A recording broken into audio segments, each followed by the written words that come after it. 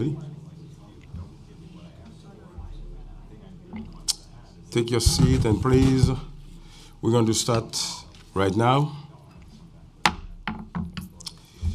Good morning. My name is Matthew Eugene and I'm the chair of the Civil and Human Rights Committee. Today, our committee will be hearing testimony on Intro 863, which would amend the administration code to prohibit employment discrimination based on an individual reproductive choices. This bill aims to make a number of changes. The first section of Intro 863, for instance, would expand the list of protected bases by adding sexual and reproductive health decisions to the list. Section 2 of the bill, meanwhile, expands the definition of sexual and reproductive health decisions. Under this section of the bill, such a decision would now be classed as any decision by employee to receive services which are arranged for or offered or provided to individuals relating to the reproductive system and its functions, including but not limited to fertility-related medical procedures, family planning services, and counseling, including but not limited to access to all medically approved birth control drugs and supplies, emergency contraception, sterilization procedures, pregnancy testing, sexually transmitted disease testing and treatment, abortion procedures, and HIV testing and counseling. By adding sexual and reproductive health decisions to the list of protected categories, this bill aims to make it unlawful for employers to discriminate against their workers' actual and perceived sexual or reproductive health choice.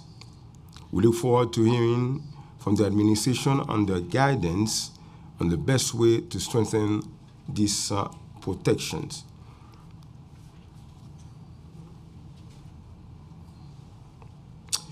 Before we begin, I would like to acknowledge the members of the committee, the members who are here with us, the council members. We have Council Member Carlos, Council Member Rosenthal, and Council Member William, who is the sponsor of the bill. And at this time, I want to give to Council Member William the opportunity to make a statement. Council Member William, please. Thank you, Mr. Chair, and thank you for holding this hearing. Again, thank you, Chair Eugene, Speaker Johnson, my colleagues, members of the committee, all of you joining us today. I do want to take some personal privilege to shout out some family in the audience. My cousins from across the pond, also known as England. My cousins Ian, his sons Joe, and his girlfriend Catherine. Welcome. I am proud that we are hearing this profound bill today, which will serve to protect women and men from ever fearing whether their personal health and reproductive choices will risk their jobs. I want to thank Majority Leader Cumbo and Council Members Rosenthal, who's been working with me on this bill since last term, the end of last year, actually, and chair of the Women's Committee, Council Members Rivera and Chin, the chairs of the Women's Caucus, and Council Member Rose, who are all co-primes on this bill. We put forward this bill, also known as the Boss Bill, to prohibit employee discrimination on the basis of sexual and reproductive health decisions. Sexual and reproductive health decisions would be defined as any decision by an employee to receive services which are arranged for, or offered, or provided to individuals relating to the reproductive system and its functions, including but not limited to fertility-related medical procedures, family planning and services, and counseling, including but not limited to access to all medically approved birth control drugs and supplies, emergency contraception, sterilization procedures, pregnancy testing, sexually transmitted disease testing and treatment, abortion procedures, and HIV testing and counseling. Throughout the country, we have seen an erosion of rights and access for women, LGBT people, people of more color, and our immigrant brothers and sisters, and our Muslim and religious brothers and sisters as well.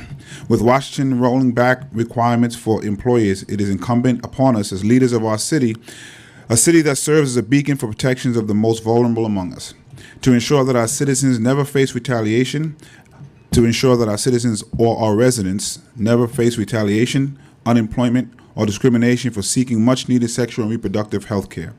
Protecting against this discrimination is an urgent necessity, especially in the time of Trump, and allowing discrimination, well, I would say in the time of Trump and those who support him, and allowing discrimination based on sexual and reproductive health decisions is clearly meant to deny women and all of our residents their human rights. An employer has no place in these deeply personal matters. The Boss Bill has earned praise from Planned Parenthood. I want to thank them as well, and I believe they'll be testifying soon. Among other organizations, Planned Parenthood New York City President Laura McQuaid is quoted in the New York Daily News. With the Trump administration taking direct aim at birth control access with the new rule permitting employees and universities to deny birth control for their employees and students, it has never been more critical for New York to stand up for the reproductive health care access. Birth control is essential to being able to build the families and lives we want. 90% of women use birth control during their lives. All people have a right to access to birth control regardless of who they work for. End quote. The Boss Bill is a crucial piece of legislation that will prevent any workplace discrimination and protect the human rights of this impacted by the cruelty and caprice of the Trump administration and the far right. I look forward to today's hearing as we move the ball forward for all women and men in our city. I also do want to thank Catholic Charities that came to meet with me with their concerns. I told them this bill was eminently important and we'd move forward, but we were able to work with them to address the concerns they had and still have a bill that Planned Parenthood could be proud of. So I'm thankful we were able to do that. Thank you again to the chair, and that's the end of my opening statement. Thank you very much, Councilmember William, for sponsoring this very important bill. And I want to thank and congratulate also all the sponsors and those who work very hard with you to make this possible. Thank you very much. And I want to mention also that today is a very busy day. I have 3 public hearings, 2 at the same time. I had to go to the chamber to excuse myself because I got to respect the protocol. At this time, I got another public hearing, and I sit in all 3 committees. And after this one, I got another one. So anyway, this is a very important hearing, and I'm pleased to be here.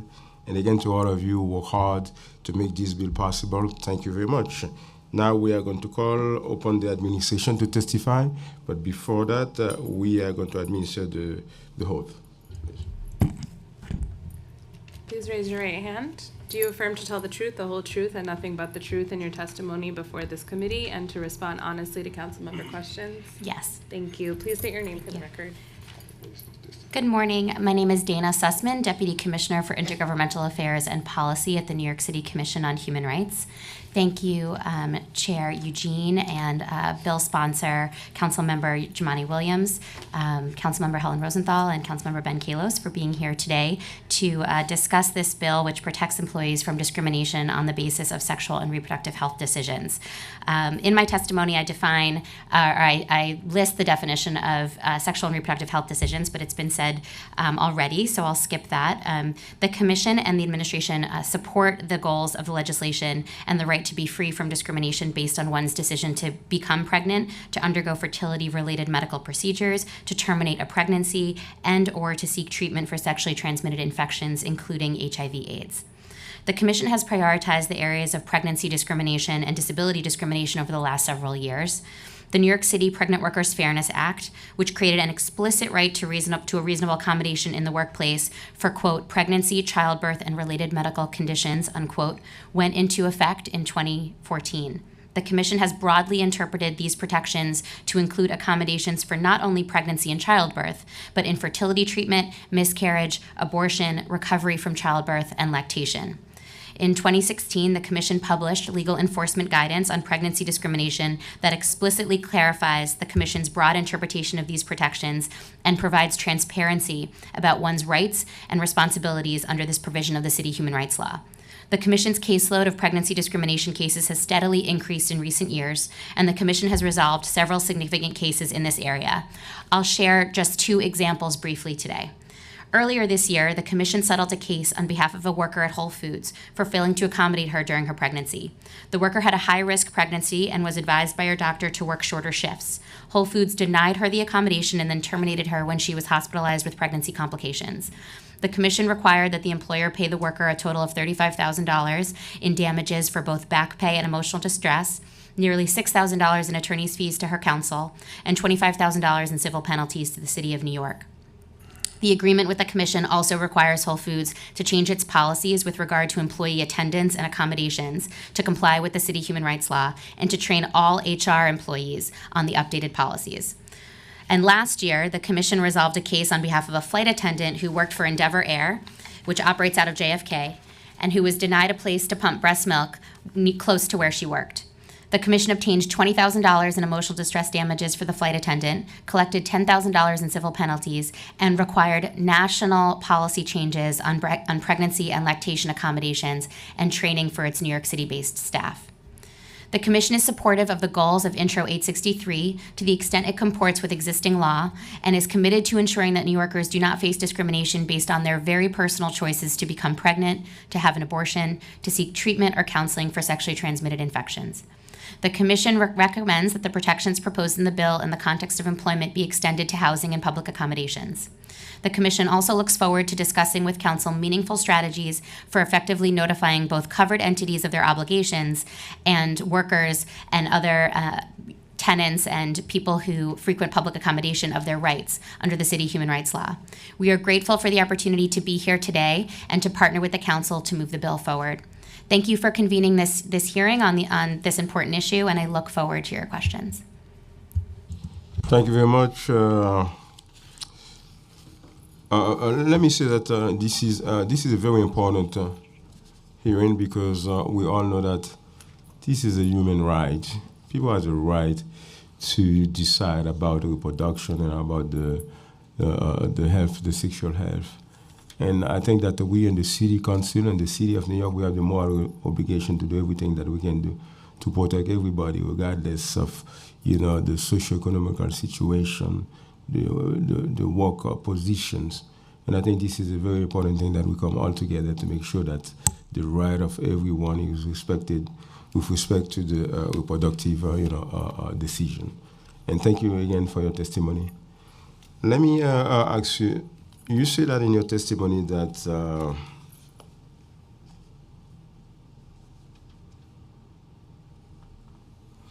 the Commission caseload of pregnancy discrimination cases has steadily increased in recent years, and the Commission has resolved several significant cases in the area.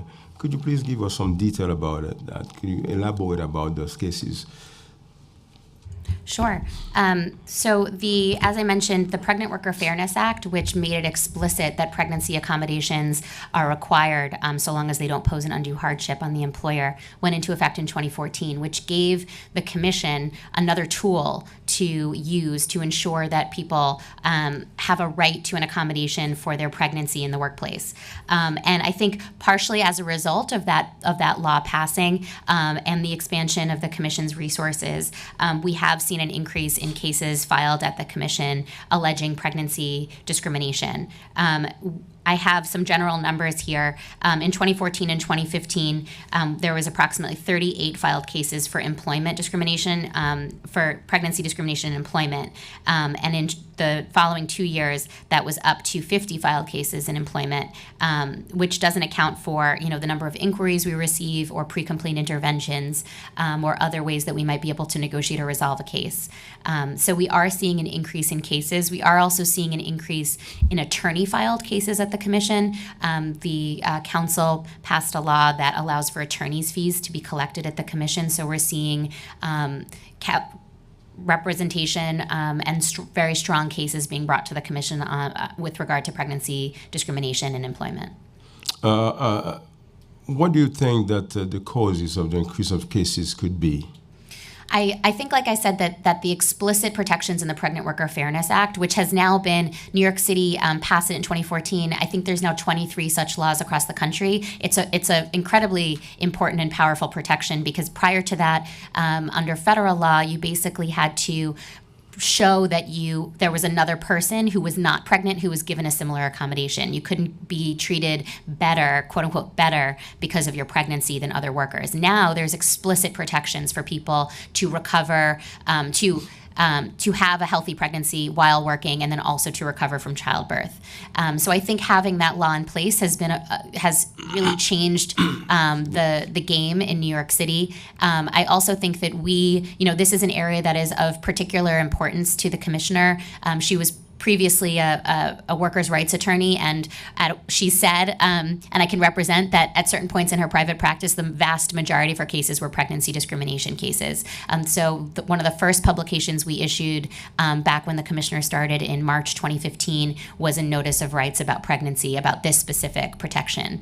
And then we published our legal enforcement guidance in 2016, which we hope to then move into rulemaking next year, which has been, what we've heard from advocates, has been incredibly useful in even advocating for their clients without having to come to the commission and bring a complaint. I will also add that I think that there is a lot of misunderstanding about pregnant workers' rights in the workplace. I think it is a challenging area. I think this is one of the areas where we actually see overt discrimination, where employers are sort of stepping in and saying, I don't think you should be doing this, and sort of making decisions for people, as opposed to the pregnant worker and their doctor kind of coming to a decision about what is best for them. You just mentioned some aspect of policies at the federal level. But are you aware of any policy changes at the federal level that may threaten access to reproductive choices, in addition to what you just mentioned? Well, unfortunately, we're seeing narrowing of access to rights across different issue areas with respect to the promulgation of rules at the federal level. There's been some Supreme Court decisions that have given, even privately held corporations the right to exclude certain kinds of care in their insurance policies. So I think there is a real movement, both with our federal administration and also the makeup of the Supreme Court. I think there's a lot of concerns that we will see a further chipping away of reproductive rights. With respect to these types of bills, I have not seen anything at the federal level around discrimination based on reproductive health decisions that proposed, but I think that we are all sort of on edge regularly about what the next sort of proposed rule or decision might be. Intro H63, we all agree this is a wonderful bill. But do you think that the intro H63 effectively address the issues of discrimination based on reproductive life choices? I think so. We want to work with counsel and also in consultation with the law department, of course, to ensure that that the language of the bill reflects sort of our shared interest in ensuring that people do not face discrimination based on reproductive or sexual health decisions. We agree with the goals of the bill and seek to support it. So, what else do you have? Do you have any recommendation, any advice on what can be done in addition to that to ensure that the rights of people are respected in terms of reproductive life? One recommendation that we added that I noted in our testimony is to consider expanding these protections beyond the employment context to housing and public accommodations as well. And I think we are amenable to having further conversations about what other ways we might be able to strengthen the bill or strengthen the Commission's ability to enforce the law. Yeah, excuse me. Oh, it's getting colder outside. So in terms of discrimination based on sexual reproductive life decision, that can happen in jobs and hospital, anywhere, in the housing, and even in school. But can you give us an example of cases in which an individual was discriminated against in housing or public accommodation based on sexual or reproductive health decision?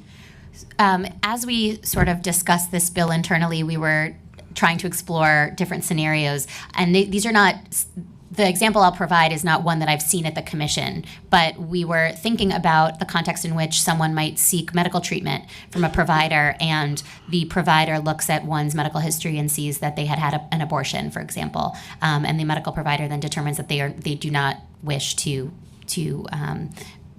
take that person on as a patient. Medical providers are public accommodations like anyone else who has a business or provides a service. So we would want to consider expanding the bill to address those kinds of circumstances. Thank you very much. Let me call on Councilmember Williams for some questions. Thank you, Mr. Chair.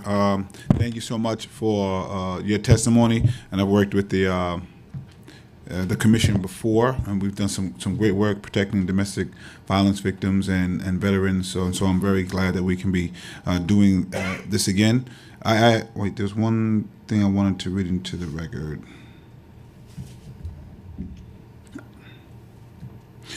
Sorry, this is from an op-ed that we're working on. I wanted to make sure it was on the record.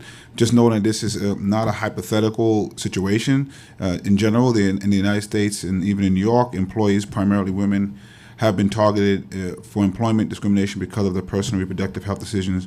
Michelle McCusker, a woman in Queens, was fired from a religious school in New York for becoming pregnant outside of marriage.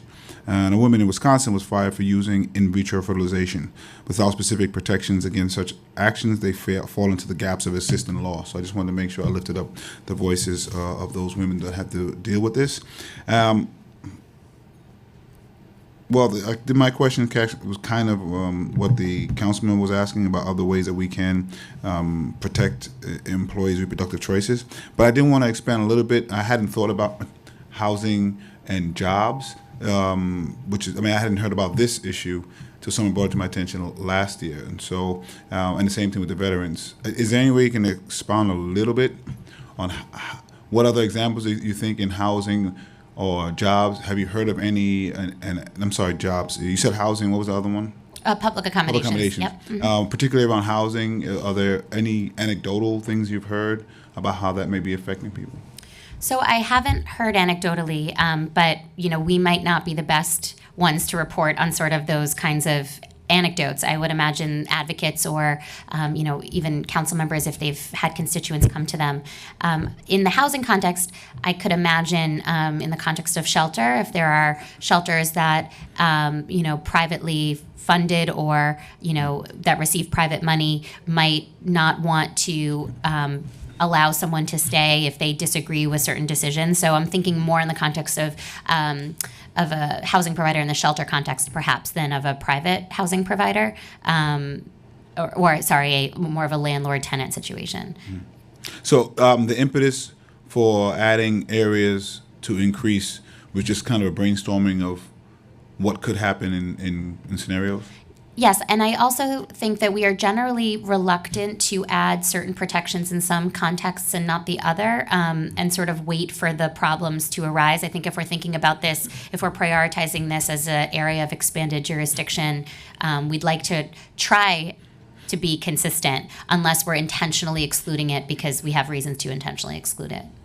Thank you. Thank you, Mr. Chair. That's it from me. I really appreciate the support. I did also want to shout out all the women who are council members who are on the bill as well, including Tish James, our public advocate, and soon-to-be Attorney General.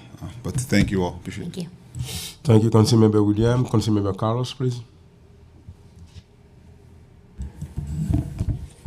I want to start by thanking Councilmember Williams for introducing and reintroducing this legislation and being a leader on this issue on reproductive rights. I want to thank our Majority Leader, Lori Cumbo, our Women's Committee Chair, Helen Rosenthal, and of course the Committee Chair for this Committee on Civil and Human Rights, Councilmember Eugene, who I have the pleasure of sitting with at every City Council meeting. Thank you.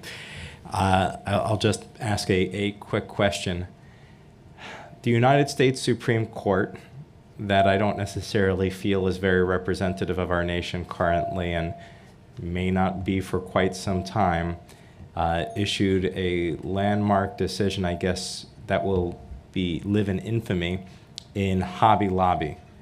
Will this introduction and if it comes to pass as a law, be able to withstand the scrutiny of Hobby Lobby, and are we as a city able to tell employers that they can no longer force their religious views onto the women and families of our great city? So these are the kinds of issues that we've been in discussion with the law department, and we hope to have some of these deeper conversations with council. What I will say is that Hobby Lobby was specifically around the provision of health benefits and the requirement that a closely held private employer had to expand their health benefits to include certain, whether it was birth control or emergency contraception, that the private owners disagreed with. Based on their religion. Here, we are not addressing the provision of health benefits. It's really about prohibiting discrimination, which, the city has the space to create more protections under the law than federal and even state. So we actually, this is an area of the law that we have some liberty to sort of go further. So I think that if we focus it in that way, we can construct something and work with the law department and work with the council to create a legislation that would withstand scrutiny. But again, this is something that I defer to some of the experts at the law department on.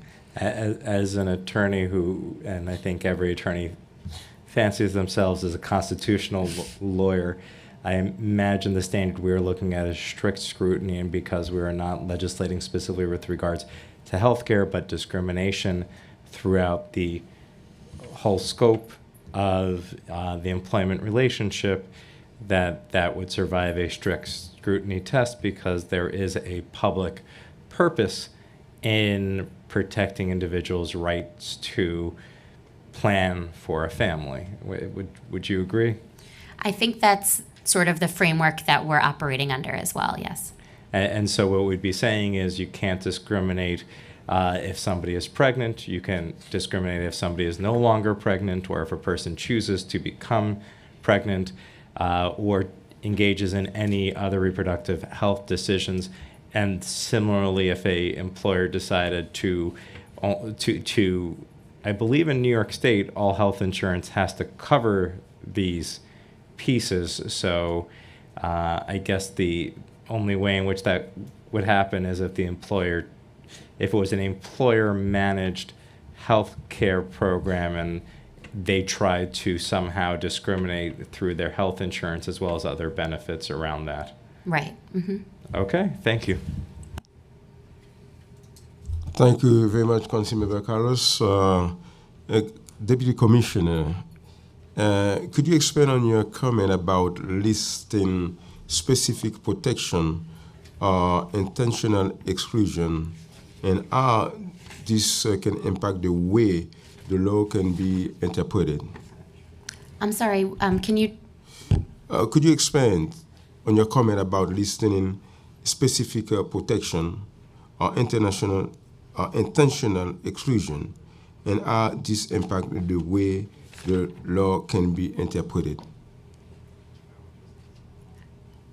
I'm not sure I understand the question, but I think the general principle around construction of legislation from my perspective is we want to make sure that we are not, if we are intentionally listing certain reproductive health decisions, for example, that if there's an omission, it's not interpreted as an intentional omission, so that we are constructing the bill in such a way that can be interpreted broadly, and that any omission may be because, in 15 years there's a procedure that didn't exist at the time of drafting, or we hadn't thought of, that it isn't read to be an intentional omission. But with respect to NTO 863, do you think there is any intentional consequences of this bill that may negatively alter current human rights protection? At this point, I cannot envision any sort of negative interpretation. Again, we do want to ensure that we are keeping in mind some of the constitutional principles that Councilmember Kalos had identified. But again, I think those can be discussed more extensively in negotiations. But can you also elaborate a little bit more on some of the implication of this bill and its current version? I think the implications of the bill are what I think the intent is, which is that an employer would not be able to terminate an employee or not hire someone or cause any other sort of adverse action like a demotion or taking responsibilities away because they disagree with one's both reproductive or sexual health decisions. I'm not sure if I'm fully understanding, but that is sort of my understanding of what the bill would do at this point. But in our current city human rights law, are you aware of any gaps in our current, city human rights law in terms of addressing, discrimination based on sexual health, reproductive health decision? Well, currently, as I mentioned, many of the procedures or choices that are identified in the bill may already be protected with respect to accommodations because of our broad interpretation of the pregnancy, childbirth, and related medical conditions language in our law. I should also mention that we have very robust disability discrimination protections for which seeking testing, treatment, or counseling for STIs, including HIV/AIDS, would already be protected. So we have existing protections that we can learn from how those have been enforced and how advocates and individuals have used those protections to inform our work in this space as well. Thank you very much. We have been joined by Councilmember Drum. Thank you. And okay, very good. So how does the Commission of Human Rights respond to complaint about discrimination based on a reproductive choice? Could you drive us through? Sure. From when you receive a complaint, what happened? Sure. So there's I would say in this space there might be two avenues. The first is particularly with respect to a claim around let's say pregnancy accommodation, where someone is in the workplace and they need an accommodation in order to maintain their job or to avoid going on unpaid leave. We have an early intervention unit that we've created for these kinds of cases that may require more swift intervention, because filing a complaint, waiting for a respondent to respond, the pregnant worker may be forced to go out on leave during that time. The system, our process is just because of the due process issues and the way that our rules are laid out, might just take too long for that pregnant worker. So in some circumstances, if that individual is still working and needs an accommodation, the pregnant worker we will route that to our early intervention unit, which will negotiate hopefully a resolution with the employer so that the individual can get the accommodation that they need. Otherwise, the case might be filed as a complaint, which requires that the individual comes in and meets with an attorney in our law enforcement bureau. That complaint is signed by the complainant and then served on the responding party, and that initiates our investigation. Our investigation will involve looking at documents, interviewing witnesses, collecting other forms of evidence, and making an assessment as to whether we believe that there is probable cause that discrimination occurred or not probable cause. At any point in this process, especially if we are leading towards a probable cause determination, we will try to potentially conciliate the case, which is essentially a three-party resolution. The commission is a party, the responding party, and the complaining party. And so we will, in the best of circumstances, we will negotiate a settlement for the complainant, which could include damages for lost wages, emotional distress damages. It could include if there's back pay or front pay or other expenses, maybe medical expenses. Then we would negotiate whatever civil penalties that the responding party might have to pay to the city of New York as a punishment or a penalty for violating the law. And we might also negotiate policy change, training requirements, which we often do, particularly when we identify that the employer does not have policies in place or training in place to ensure that these kinds of cases won't come up again. And so if we don't conciliate the case and we issue a probable cause finding, that case will then enter litigation. During the investigation, the commission is a neutral investigator. Once we find probable cause, the commission is no longer neutral. The commission's interest is in rooting out discrimination, so we would litigate that case in most circumstances on behalf of the complainant, and bring that case to oath to the Office of Administrative Trials and Hearings for a hearing, which would involve taking testimony from witnesses. And then the oath judge, the ALJ, would issue a report and recommendation, and our commissioner, the Office of the Commissioner Chair, would issue a decision and order, a final decision and order in the case. But again, most cases don't go through the full litigation process, as most cases in litigation in federal or state court don't, and the case might resolve at any point along that process. Thank you very much, Commissioner. I know that we we may have good intent, we may be dedicated and work hard to address an issue, but there are always some challenges, always, regardless how good we may be.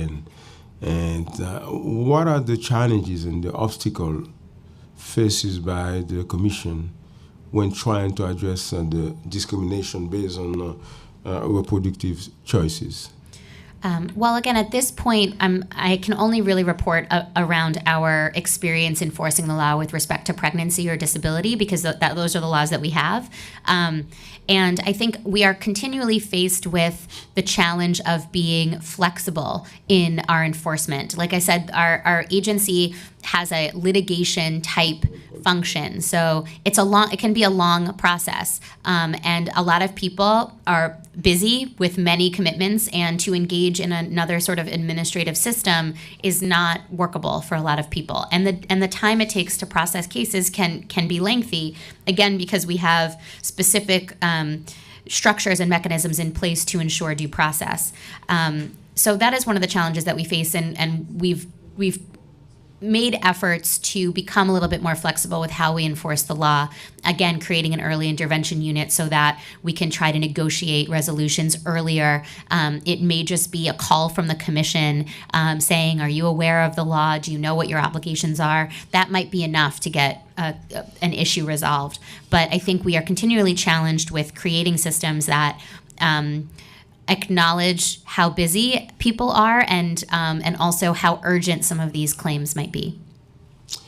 Deputy Commissioner Dana Sussman, thank you so very much for your testimony. Thank you. And thank you for the wonderful job that you are doing on behalf of the people of New York to ensure that the right of everyone is respected. Thank you very much. Thank you so much, Have a nice Councilmember. day. Thank you. Now we want to call Sarah Sanchala from Planned Parenthood, New York City. Thank you.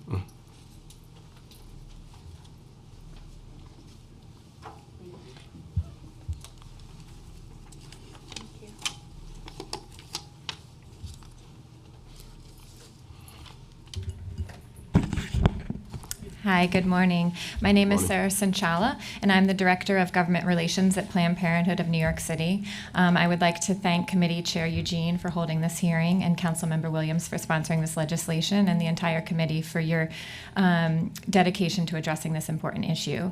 Planned Parenthood of New York City supports the passage of Intro 863, which would prohibit employer discrimination on the basis of sexual and reproductive health decisions. Planned Parenthood of New York City has been a leading provider of sexual and reproductive health services for over 100 years. Thousands of New Yorkers depend on our essential services each year.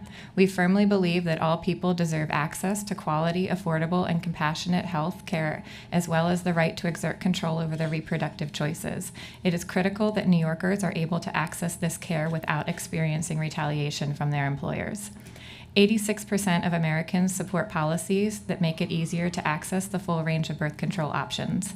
Despite this overwhelming support for and widespread use of birth control, employers continue to try to discriminate against employees who rely on birth control, as well as many other essential sexual and reproductive health services. Additionally, the Trump administration has created a hostile landscape for access to sexual and reproductive health care through gag rules, attacks on Title X, and other dangerous tactics. Given this reality, it has never been more critical for New York to stand up for sexual and reproductive health care access.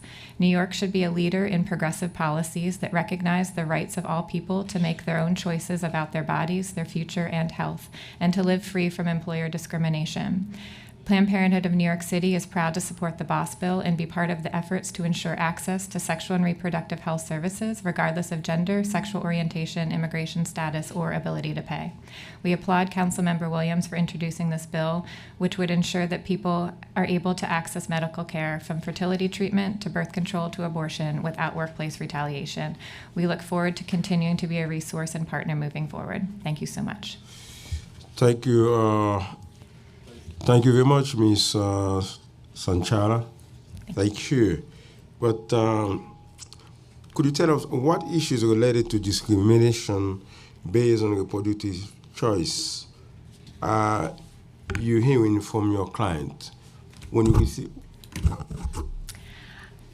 I can people who go to your organization, to the Planned Parenthood? What type of issues or complaints they bring to you? We get a lot of them. I can get you specific examples regarding specifically employment or just the patients in general. Discrimination in general, discrimination based on the reproductive decision or situation. Let's put it, not decision but situation, because they are taking treatment or because they are pregnant, because they have to go for some medical treatment or services. Tell us about exactly, from your experience, what type of complaint or cases or issues that your organizations is dealing with. I don't actually have any specific case examples to share with you right now, but I'm happy to report back with you after I'll check in with our clinical team. Mm-hmm. Okay, but the services that you are providing, could you tell us about the services that Planned Parenthood is providing, just a little bit in detail? Yeah, so that may help people. Yeah, I mean, we who are facing discrimination, or as a preventive measure, or Yeah, I mean, so we provide the wide range of services for sexual and reproductive health. So it's birth control, emergency contraception, gynecological care, breast cancer screenings, colonoscopy. The list goes on. I think we provide, I'm just looking at the data here. We have, last year, we provided 64,206 sexual and reproductive health care visits, 5,884 pregnancy tests, in addition to over 90,000 tests for STIs and 32,000 for HIV tests. So I think in general, we see a wide range of clients. We both have a mobile unit and health centers around the city in each of the boroughs. And so some of our clients and patients are people who don't have permanent housing and don't have sort of the traditional life trajectories that everyone else has right now. So the range of impacts is great, and we're able to provide the service regardless of any other barriers that they're facing. So I think that there are a lot of other barriers in people's lives that bring them to us because we're easy to access. But based on your experience, serving people, and do you have any suggestion on how we can strengthen the protection of reproductive choices? Anything that you think that should be done? I'm trying to not be snarky about the federal administration. But if you don't think about any, but you can always forward the. Yeah, I mean, right now, honestly, some of our biggest attacks are from the federal administration. Cuts to funding, cut to services, the public charge, which I know there was a hearing last week. And I think that some of these initiatives like Intro 863 are ways that the city can sort of counter some of these attacks where the feds are failing and or adding additional burdens. The city is able to step in and add these protections. Okay, very much. Councilmember Williams, please. Thank you so much. Thank you for your support of this bill and all the services that you do at Planned Parenthood. My only question was, did you?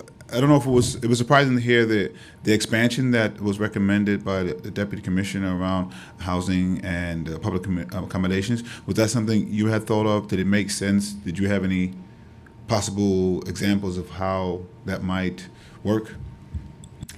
Yeah, I mean, I can obviously go back and talk with our team. We are primarily a sexual and reproductive healthcare organization, and so we tend to focus on the clients and the medical provision of care.